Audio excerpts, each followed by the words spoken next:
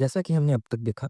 Wait 1 minute, तो ये वही चीज़ है जिसकी तरफ पिलर पर बने डॉट्स पॉइंट कर रहे हैं? नैनो, लाइट स्टोन के अलावा सब कुछ इरेज़ कर दो। नैनो ओके बोलता है, ये तो एक ब्रीदिंग टेक्निक का एक्सप्लेनेशन है, लेकिन इसका फॉर्म बिल्कुल एनर्जी सर्कुलेट टेक्निक जैसा लग रहा है। इसमें लिखा है कि मुझे अपनी इंटरनल पावर को स्पेसिफिकेशन प्रेशर पॉइंट के थ्रू सर्कुलेट करना होगा। इसके ऊपर से ये मूवमेंट बिल्कुल वही है जो डिमोनिक लॉर्ड स्वॉर्ड आर्ट के एक फॉर्म में होती है। रुको एक सेकेंड, कहीं ऐसा तो नहीं ये सारे के सारे डिमोनिक लॉर्ड के स्वॉर्ड आर्ट ही फॉर्म है? Normally breathing technique lotus position पर लेट कर किया जाता है, लेकिन ये तो काफी अजीब है। लगता है मुझे खुद ही ट्राई करके देखना पड़ेगा। नैनो, इन सब लाइट स्टोन पर मौजूद सारे फॉर्म पर सेंटेंस को मेरे ब्रेन में ट्रांसफर कर दो, ड्रैगन के हेड से लेकर टेल तक का ऑर्डर में। नैनो बोलता है सारे फॉर्म को और सेंटेंस ब्रेन में ट्रांसफर कर रहे हैं, ड्रैगन हेड से लेकर टेल तक सीक्वेंस में। फिर नैनो बोलता है ब्रेन में इंफॉर्मेशन ट्रांसफर किया जा रहा है, ब्रीडी टेक्निक को फॉलो करो और अपनी एनर्जी को बॉडी को फिक्स प्रेशर में पॉइंट में सर्कुलेट करो। नैनो बताता है एक जबरदस्त एनर्जी फोर्स तेजी से स्पीड बॉडी के चारों तरफ दौड़ रही है। फॉर्टेन मेडरियंस के थ्रू डेटा गैदरिंग एनालाइज किया जा रहा है। फिर युवान अपना टेक्निक का प्रैक्टिस करने लगता है और हम देखते हैं बहुत तेज प्रैक्टिस करता है युवान, और बाहर के गार्ड सुस्ता रहे होते हैं। युवान का सीन देखते हैं जो प्रैक्टिस कर रहा होता है, अभी भी अपना प्रैक्टिस करता है और बोलता है, "उफ, नैनो, मैं ये सब कब से कर रहा हूँ? आप लगातार 2 घंटों से मूव कर रहे हैं।" क्या बोला तूने? पूरे 2 घंटे? ओह, मैं तो लगातार 2 घंटे से मूवमेंट कर रहा हूँ, फिर भी थकान का नाम नहीं है। उल्टा मैं पहले से ज्यादा रिफ्रेश्ड फील कर रहा हूँ। हर बार जब मैं ये मूवमेंट रिपीट करता हूँ मेरी एनर्जी और भी तेज स्पीड से बढ़ती है। नैनो बताता है आपकी एनर्जी सर्कुलेट सच में और तेजी हो गई है। सच में? ठीक है, फिर देखते हैं।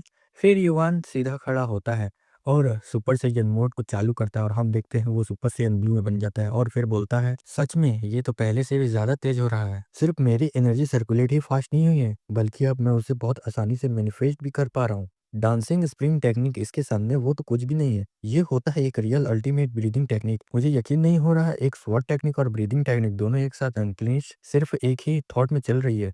अब समझ आ रहा है इसे स्वॉर्ड आर्ट क्यों कहा जाता है। हमारे डिमन लॉर्ड बहुत ही पावरफुल थे। फिर युवान नीचे झुकता है और बोलता है हमारे डिमोनिक लॉर्ड, आपका मैं तहे दिल से शुक्रिया करता हूँ। फिर सीन 4 दिन के बाद का होता है। अभी जो इन्फॉर्मेशन सर्कुलेट हो रहा है उसके अकॉर्डिंग साइबर सेट के यंग मास्टर यूचुन के पास 4 बैज हैं, फर्स्ट सेट के यंग मास्टर ग्यून के पास 2 बैज हैं, और स्टूडेंट नंबर 700 चैंग सामा जो वॉरियर डांस के सेट से है उसके पास 2 बैच है। ये तो बिल्कुल रिडिकुलस हो रहा है। अब सिर्फ एक ही बैच बचा है, प्रोफेसर हो के पास वाला। सच में ये तो बिल्कुल रिडिकुलस है, बिल्कुल वही हो रहा है जिसका हमें डर था। 3 स्टूडेंट ने आके मल्टीपल बैचेस ले लिया और हम जिसे बाकी स्टूडेंट इस पे कुछ भी नहीं कर सकते। लेकिन ये सिर्फ इसीलिए पॉसिबल हुआ क्योंकि वो लोग उतने ही ज्यादा स्किल्ड हैं। जो मैंने सुना है उसके हिसाब से उन तीनों स्टूडेंट का लेवल या तो असेंडेंट मास्टर स्टेज तक पहुंच चुका है या फिर वो लोग नेक्स्ट स्टेप पे मूव करने बिल्कुल रेडी हैं। और ऊपर से उनके पास पहले से ही अपना एक डेडिकेट फॉलोइंग था, बस एक गलत मूव होता और हम सीधा डम्प्स में जाके गिरते।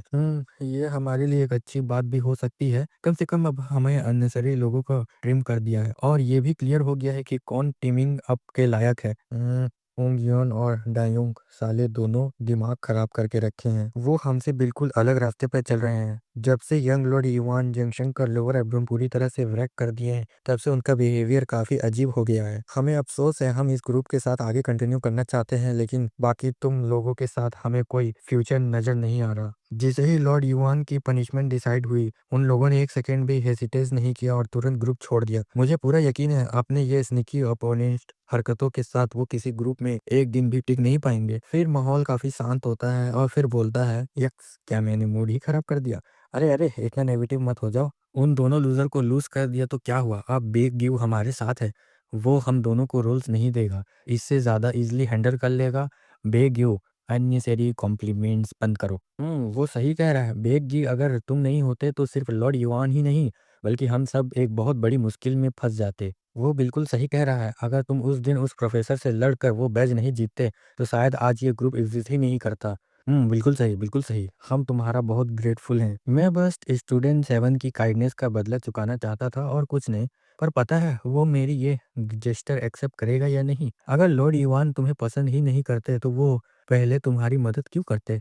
सही बोला तुमने। ठीक है, बस हो गया चिट-चैट। डिनर से पहले 7 डेमन स्वॉर्ड टेक्निक का प्रैक्टिस शुरू करते हैं। लॉर्ड युआन कल तक बाहर आ जाएँगे, तो बिल्कुल हमें जितना हो सके उतनी प्रैक्टिस करनी होगी ताकि लॉर्ड युआन का वर्कलोड कम हो जाए थोड़ा। हम डिनर का टाइम देखते हैं और हम कैंटीन का सीन देखते हैं, जहाँ पे बेग्गी जा रहा होता है और दूसरा लड़का बोलता है, "क्या तुम आज खाओगे नहीं?" बेग्गी बोलता है, "मैं नॉर्मली लंच नहीं करता, सिर्फ डिनर ही करता हूँ, पर तुम लोगों की वजह से आज लंच भी हो गया।"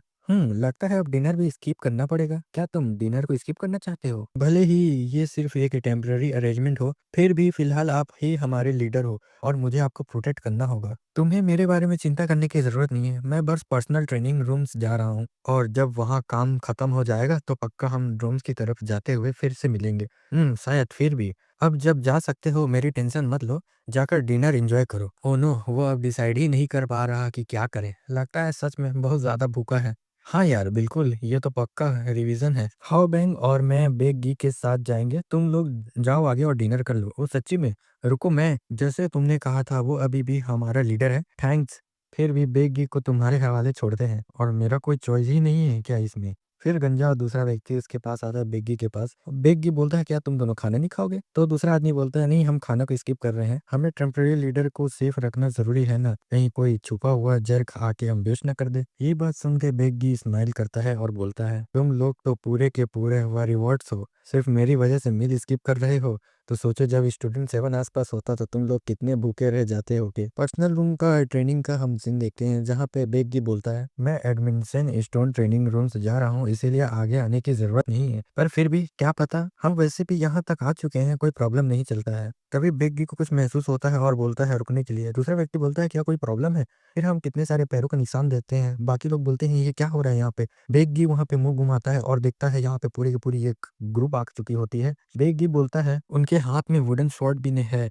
लगता है वो लोग हमारी ही इंतज़ार कर रहे थे। ये आखिर क्या है? ये तो लियोंग है।" अब हम देखते हैं कि बाकी ग्रुप से कैसे डील करते हैं ये लोग और वीडियो पसंद आए तो लाइक और सब्सक्राइब ज़रूर करना और कमेंट करके बताना कैसा लगा।